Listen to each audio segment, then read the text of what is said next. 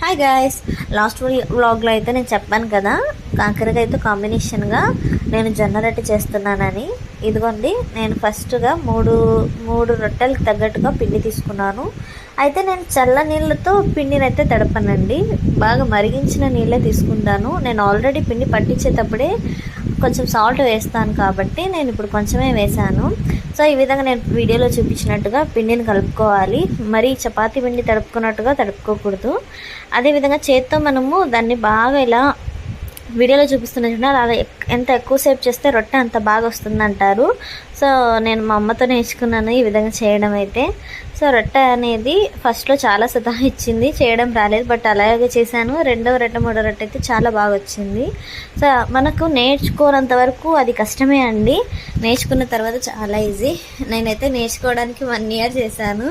So ఇంకా ఎన్నాళ్ళు ఈ విధంగా నేర్చుకుంటాను, ఒక్కసారి పట్టుబట్టి నేర్చేసుకున్నాను అనమాట. మొత్తానికి వచ్చేసింది.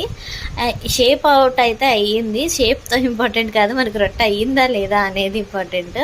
అయితే ఒక మాట అండి, నవే డేస్ యూత్ కానీ పిల్లలు కానీ పేరెంట్స్ కానీ జాబ్ చేసే వాళ్ళు కానీ బయట ఫుడ్ ఎక్కువ తింటున్నారు. బయట ఫుడ్ అంటే దోశ ఇడ్లీ ఇవి కామన్ అండి, బట్ ఎక్కువ పిజ్జా బర్గరు ఈ శాండ్విచ్లు ఎక్కువ వీటికి ప్రిఫరెన్స్ ఇస్తున్నారు. సో వాటి వల్ల మనకు అది హెల్తీ కాదు అని తెలిసి కూడా మనం అదే తింటున్నాము.